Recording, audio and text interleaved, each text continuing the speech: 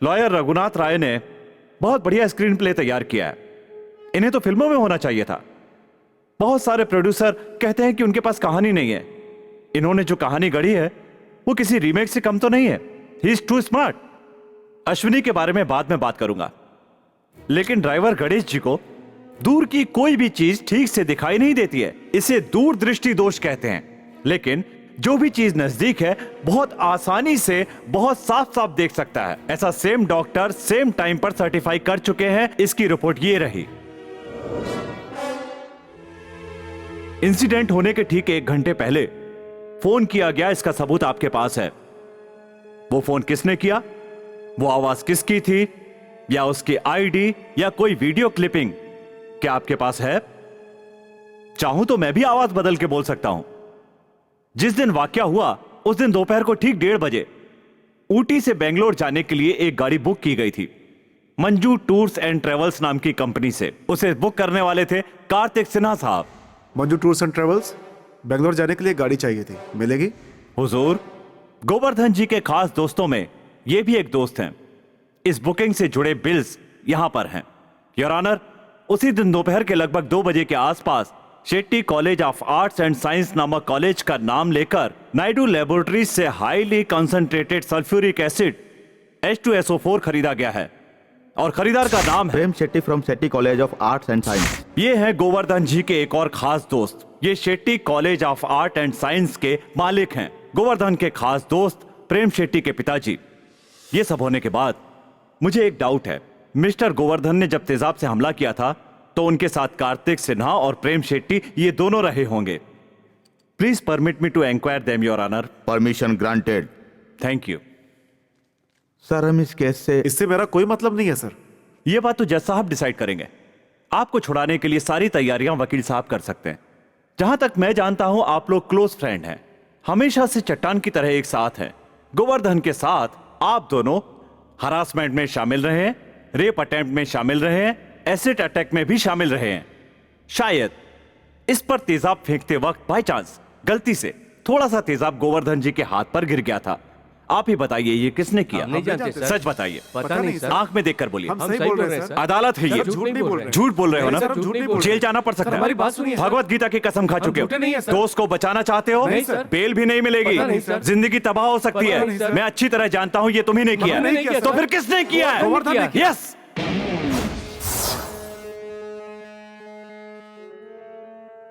गोवर्धन ने किया है। मैं आपसे माफी चाहूंगा हुजूर। सच का पर्दाफाश करने के लिए दूसरा कोई रास्ता नहीं था। जान गंवाने की नौबत आए तो कोई दोस्त साथ नहीं देता। इस बात के ये लोग सबूत हैं। गोवर्धन के साथ ये दोनों थे, लेकिन एसिड अटैक में इन दोनों का कोई हाथ नहीं है। ऑब्जेक्शन, ऑब्जेक्शन हुजूर। वो किस लिए? हुजूर, ये लड़के मासूम हैं और वो वर्दी में है। लड़कों को डरा के इमोशनल ब्लैकमेल करेंगे तो उनकी कतई सच नहीं होगी हुजूर। क्यों नहीं सर? अश्विनी ने एसिड फेंका है और वो गोवर्धन के हाथ पे गिरा है, ऐसा कहा था ना? तो फिर गोवर्धन बेंगलोर में मौजूद था? आया होगा, लेकिन बेंगलोर आया तो इसका मतलब एसिड डालने के लिए नहीं। मैंने ऐसा तो नहीं कहा। पहले आप ही ने कहा था आया होगा। जरूर आया है। आपको 2 दिन टाइम मिला तो आप शायद मान जाएंगे कि उसी ने गुनाह किया। मिस्टर रॉय, आप कुछ पूछना चाहते हैं? आपसे बात कर रहे हैं मिस्टर रॉय। हुजूर कुछ पूछ रहे हैं? आप कुछ पूछना चाहते हैं कि नहीं? हुजूर, मैं और भी विटनेस पेश करना चाहता हूँ, उसके लिए थोड़ा वक्त मांगता हूँ हुजूर। इस केस की अगली सुनवाई 17 तारीख को होगी। Good luck.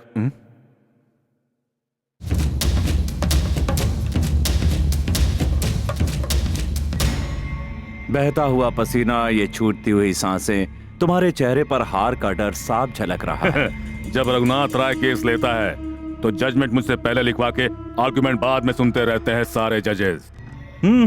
तो फिर बीच में ही क्यों रोक दिया? छोटी मोटी रुकावटें तो महाभारत के युद्ध में भी आई थी, अगली रणनीति बनाने के लिए। एक कमीना इंसान और कर भी क्या सकता है? दूध के धुले हो क्या? है? किसी के दबाव में, इन्फ्लुएंस में असली मुजरिमों को छोड़ देते हो, इनोसेंट्स को पकड़ के उन्हें गुंडा बताते हो। असली मुजरिम तो तुम हो। स्लम में कोई मामूली झगड़ा हो जाए तो हीरो की तरह घुसते हो, वही रईसों के इलाकों में कुछ हुआ तो कुत्तों की तरह दुम दबा के भागते हो। लाख रुपए से शुरू करके 1000 में सेटलमेंट कर लेते हो। इसीलिए हाल में एक पिछले सीएम ने मीडिया में पुलिस डिपार्टमेंट को डिपार्टमेंट बोला था। बोला होगा, और वो कर भी क्या सकते हैं। मुजरिम अगर तुम्हें पैसे देता है तो अपना ईमान ताक पर रखकर उसे छुड़ा लेते हो। एक तरफ तो अपने काम को धर्म बताते हो और दूसरी तरफ देशद्रोहियों को छुड़वाने में कोई कसर नहीं छोड़ते। कौन कहता है कि पुलिस डिपार्टमेंट नहीं चाहिए? बुलाओ उसको यहाँ। अगर हम लोग एक हफ्ता चुपचाप बैठ जाए ना तो तुम्हारे घर की औरतें जहर खाकर या फांसी लगाकर लटकती मिलेंगी। घर के मर्द सड़क पे अनाथ बनकर पड़े होंगे, तब समझोगे कि पुलिस डिपार्टमेंट क्या होता है। पुलिस और फौज में भर्ती होने के लिए मर्द होने का सर्टिफिकेट काफी नहीं है, मर्दानगी की एक्स्ट्रा क्वालिटी भी होनी चाहिए। वो होगी तभी डिपार्टमेंट में शामिल हो सकते हो। ये कपड़े पहनकर जी सकते हो। Mind it. तुम हो तो पुलिस डिपार्टमेंट में, करते हो इन्फ्लुएंस लोगों के लिए दलाली का काम।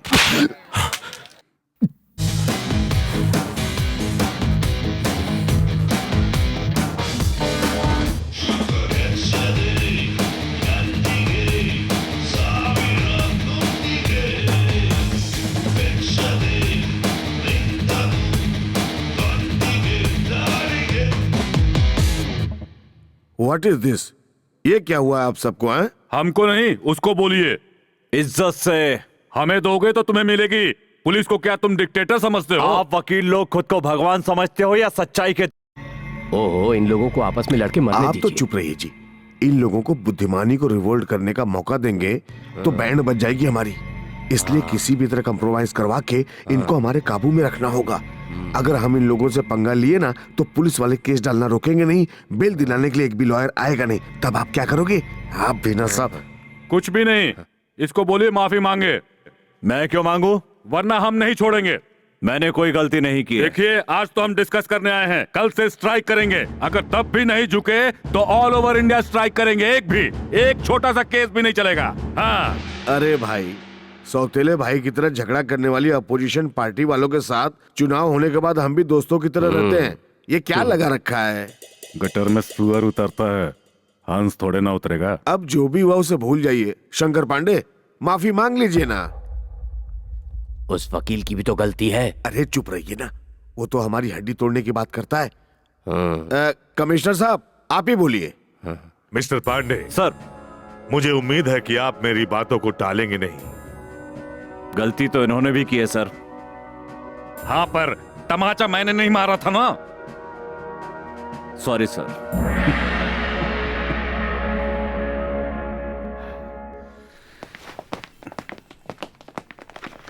सर, पुलिस ने आपको मारा था, उसका क्या हुआ? माफी मांग ली। वो तो ठीक है, मगर उन्होंने मारा क्यों? जिसमें दम नहीं होता वो ऐसा करता है। कहावत है ना, हाथ से बात करना गलत है। पुलिस मारे तो आवाज आती है, लेकिन भगवान और वकील ने मारा तो आवाज नहीं आती। वो दर्द सहन भी नहीं होती। ये सच उसे पता चल चुका है। पुलिस वाले बुलशिट। सर, हम लोग भी स्ट्राइक करेंगे। हम में और उनमें कुछ तो फर्क है ना।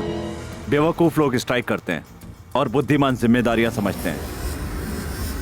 उस दिन तक मेरे और आपके बीच कानूनी जंग छिड़ी हुई थी, वो हमारी जाती लड़ाई बन चुकी है। कोर्ट में उसके आर्गुमेंट सुनता हूं तो आपकी हार के साथ ही मेरे बेटे की मौत भी निश्चित लग रही है। नो, इस रॉय के क्लाइंट को बचाने के लिए आईपीसी सेक्शन की लूप होल्स की जरूरत नहीं। इस लॉ बुक में जहां कीड़े ने काटा है, ये दरार काफी है। फिर भी गवाही देने वाला का मुंह बंद करके इंसाफ के लिए लड़ रही इंसाफ की देवी की तरह उनकी भी आंखें बंद करवा ली। मतलब कत्ल? हरगिज नहीं। देखिए, एक ही बेटा है, अब आपके बच्चे तो नहीं होंगे ना? देखिए, ये सब तो मेरे लिए बिल्कुल नया है। चाहिए तो फीस के नाम पर I will give you some amount. आगे आप ही संभालिए। इसीलिए तो मैं कहता हूं, रईसों में मर्दानगी नहीं होती। उनके पास पैसे बहुत है, गरीब के पास बच्चे बहुत हैं। ओके, गांधी नोट आप भेज दीजिए, गुड से मैं भेज देता हूं। Hello, Nehru Nagar police station. Sir, Sultanpur में कुछ गड़बड़ हो गई है सर। आप कुछ लोगों को लेकर जाइए। Yes sir. आपके पास सॉरी मोबाइल तो है ना? है sir. In case of emergency call कीजिए। Okay sir. जाइए।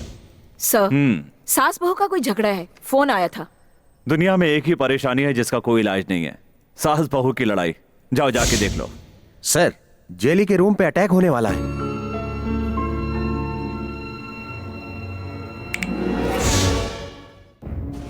देखो बेटे, जिंदगी का मतलब औरत, शराब, मजा, ये सब कुछ नहीं है।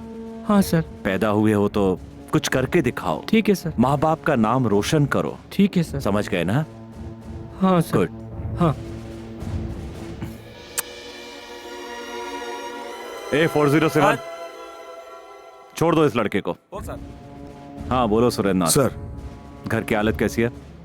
जजमेंट आने तक तो थोड़ा टेंशन रहेगा सर। ऐसे समय में आपको घर पर ही रहना चाहिए था।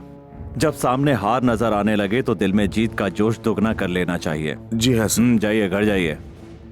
जाइए ना। सर लेकिन यहाँ मैं हूं ना यहाँ।